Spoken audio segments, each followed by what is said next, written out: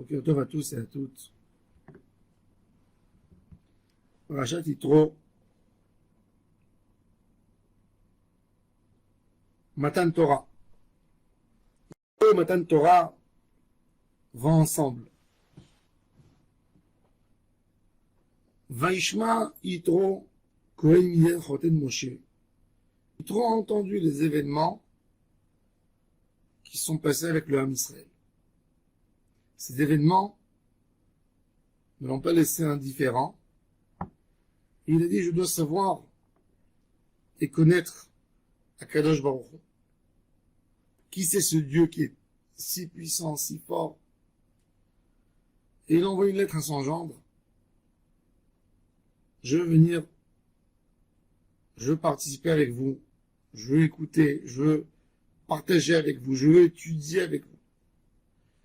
Yitro était très bien placé à Midian, c'était le chef de la religion de Midian. Et il a tout abandonné, il a été écarté du pouvoir, mis en quarantaine, parce qu'il a abandonné la religion. Il s'est donné à 100% pour la Torah. Qu'est-ce qui s'est passé chez Yitro? Alors, c'est très intéressant.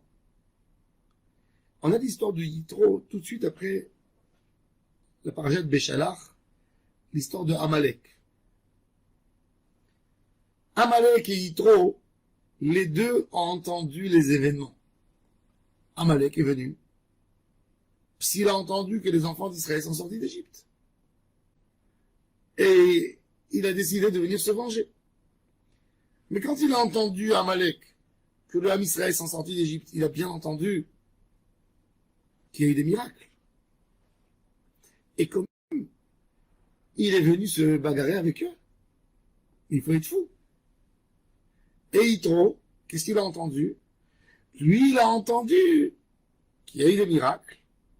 Ce qu'il a entendu lui a pas fait un effet de venir et de faire du mal aux enfants d'Israël. De venir se coller à eux. Deux personnes entendent la même chose. Ça crée chez quelqu'un un chagrin et une volonté de leur faire du mal et une jalousie. Et chez l'autre, ça crée de l'empathie, ça crée de l'amour et ça crée une envie de se coller à eux. Comment chez celui-là, ça crée de l'empathie, chez celui-là, ça crée de la haine. Yitro avait un grain de émouna en lui. Il avait du émet, la vérité. Il s'arrangeait pas avec son gendre, Moshe, parce que Moshe était hébraïque. C'est un hébreu qui vient, il lui prend sa fille, et il dit à sa fille, nous on est monothéistes, faut arrêter, faut pas se prosterner à tous les statues qu'il y a chez ton père. Ça lui a fait tout de suite une grosse différence entre lui et son gendre. Ça a fait avec eux beaucoup de conflits. Mais Yitro est un homme émette.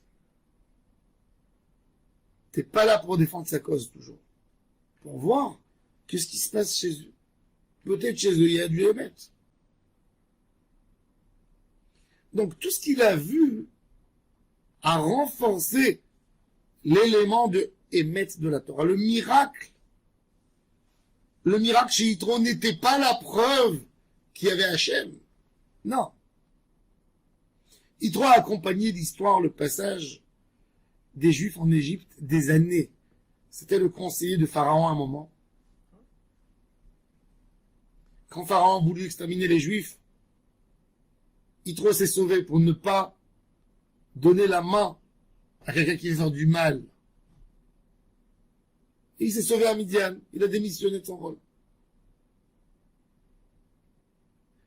Et il a vu, quand il a essayé de voir les choses, il a vu comment Akadosh Baruch Hu rendait comportement pour comportement, mida keneged mida. Il a découvert la grandeur d'Akadosh Baruch Hu. Mais quand un homme, il cherche pas à savoir, il cherche pas le émettre. ça peut lui faire même l'effet contradictoire. Au lieu d'admirer le peuple d'Israël qui a mérité ces miracles, il voudra les détruire par jalousie. Et ça, c'est ce qui s'est passé chez Amalek.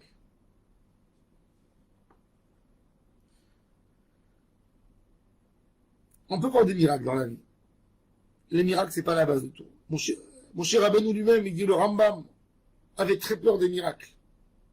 Pourquoi? Parce qu'il a dit, je veux pas un peuple qui vit sur des miracles. Quand quelqu'un ne veut pas savoir le Emet, pensez logiquement. L'État d'Israël a tellement d'ennemis.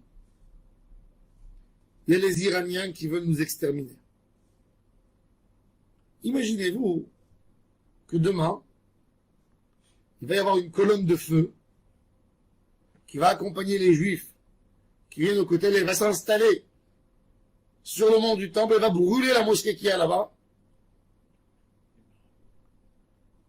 Et les Juifs vont commencer à monter pour essayer de construire le Beth Amikdash. À votre avis, quelle sera la réaction des Iraniens et des Russes? Maintenant, tout le monde va voir. Ça va être filmé qu'il y a une colonne de feu, comme à la sortie d'Égypte, qui va venir et qui va enlever, éliminer ce qu'il y a là-bas. À votre avis, il va y avoir tout de suite une condamnation européenne. Ah, mais c'est du ciel. C'est un feu du ciel. C'est-à-dire que même un miracle, il ne donne rien du tout à quelqu'un qui a décidé de voiler ses yeux. Je vous assure que l'ONU fera une condamnation ferme. Pourquoi? Parce que quand tu t'es fait une idée contre Hachem, te débarrasser d'Hachem, même si tu verras les plus grands miracles, tu ne les diras pas à Hachem. Et justement, Amalek, le miracle qui s'est fait, le miracle qui s'est fait avec le Ham Israël, Amalek a compris qu'il va y avoir des yitros, des gens sympathiques, qui cherchent le Hémet, et qui voudront venir et se rajouter sur Ham Israël, et venir se coller à Ham Israël. Ben, ils ont dit, il faut qu'on casse ça. Pas seulement que eux, ils ne veulent pas faire, mais ils ne veulent pas que les autres viennent. Alors, Yitro, qui n'est pas voilé, qui n'est pas dans son trou, qui essaye de chercher la vérité, qui essaye de chercher un sens dans sa vie, il va trouver une merveille. Mais l'homme qui a décidé que sa vie à lui est bonne et qui n'a rien à apprendre de l'autre, une nouvelle comme la sortie d'Égypte le rend triste. Parce qu'elle va déséquilibrer son monde à lui. Ça va faire chez lui quoi? Ça va faire chez lui une guerre de culture, parce qu'ils se sont menacés par ton miracle qui s'est passé chez toi. Il va essayer de venir à tout prix de détruire ton miracle. Celui qui accomplit ça comprend très simple et très bien pourquoi l'Europe nous déteste. Le fait que Ham Israël est retourné ici après 2000 ans d'exil, ben ça gêne les gens qui ont vécu pendant 1000 ans et 1500 ans par la haine, qui ont éduqué leurs enfants que les juifs ont une queue, ont des cornes, sont méchants, c'est des gens qui veulent détruire l'humanité. Et tout d'un coup, il y a un miracle qui se fait.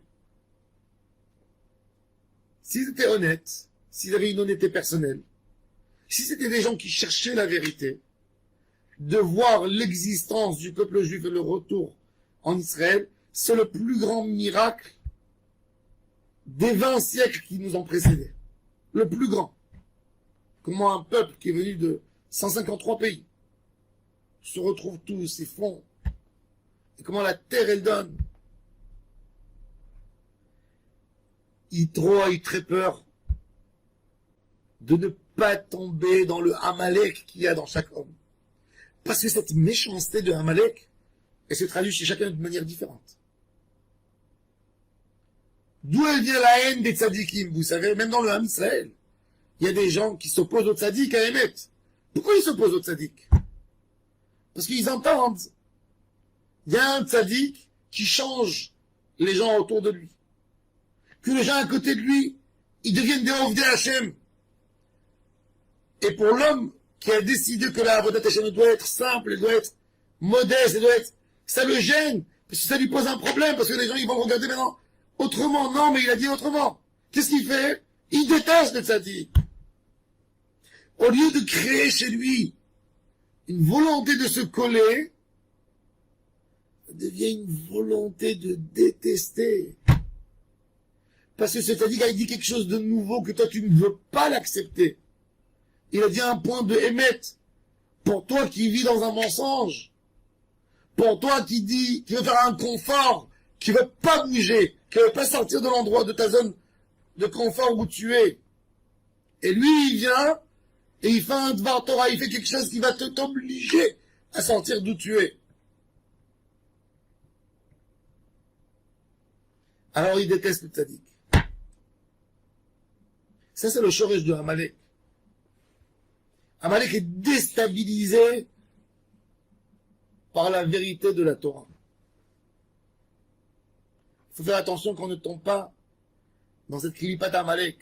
Amalek a karcha baderech. Il vient, il essaye de refroidir les tzadikim qui se collent au tzadik à Emet.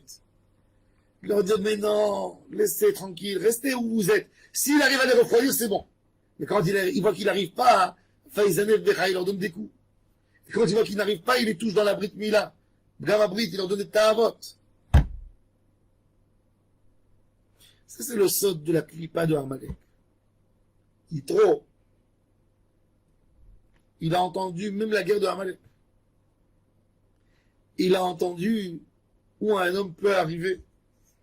Il a entendu qu'un homme qui cherche pas la vérité, qui fait pas un pas avec lui-même, bah, il tombe dans l'opposé, il tombe dans la haine d'Hachem. Il a eu très peur. Qu'est-ce qu'il a fait? Pour gagner son Yetzerara, bah, il a décidé de quitter sa maison et de marcher à pied jusqu'au moment où il arrivera dans le camp des Bnei Israël pour apprendre la Torah. Parce qu'il a compris qu'en nous tous, on a cet élément en nous.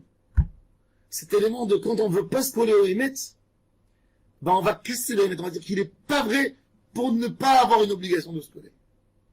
Et c'est ça ce qu'il a voulu faire Yitro. Et ça, c'est que Yitro mérite quelque chose d'énorme parce qu'il nous a appris qu'il faut continuer toujours à chercher les Emet dans ta vie. Ne jamais dire je suis dans le bon endroit. Parce que quand tu dis ça, tu deviens un Malek Chas v'Shalom. Donc il a dit, je n'ai pas envie d'être un Malek. Donc je viens, il a fait un effort, il a pris sa fille, ses petits-enfants, il les a rendus, il les a amenés avec lui. Ça c'est le message de Yitro. Et c'est pour ça que la Kabbalah Torah, elle est dans Parashat Yitro. Celui qui a cet élément-là, il peut se rapprocher d'Hachem. Combien de gens peuvent s'éloigner d'Hachem rien parce que ils ne veulent pas sortir de cette idée. Et la Torah, pour eux, c'est quelque chose qui va venir maintenant nous embêter. On a la haine contre la Torah. Celui qui a compris ça a compris le débat des non-religieux contre la Torah.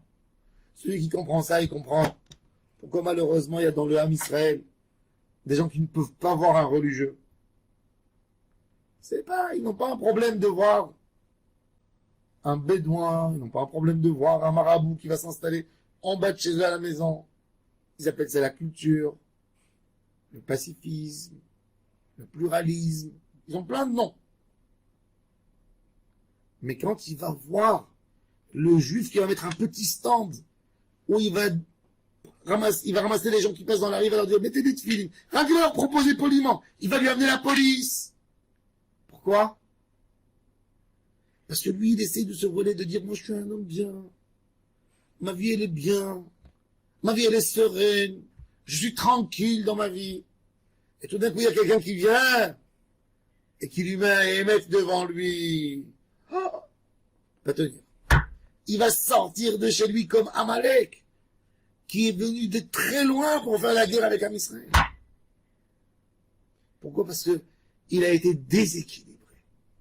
Il a vu qu'il y a des gens qui comprennent aujourd'hui que être bien, ça ne peut pas être, tu peux pas être bien sans comprendre qu'il y a Hachem. Ben, il devient même l'ennemi d'Hachem.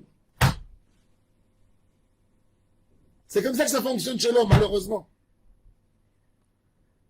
L'histoire de Amalek, c'est pas pour nous parler d'un peuple. La Torah, elle s'en passe. Amalek. Mais c'est pour nous dire que chacun chez nous, il peut avoir un petit Amalek chez lui. Malheureusement. Et chacun de nous doit développer le point Yitro qu'on a chez nous. Les Hater, eux aussi, rajouter la Torah, rajouter du Emet. Yitro, c'est le plus grand chercheur du Emet.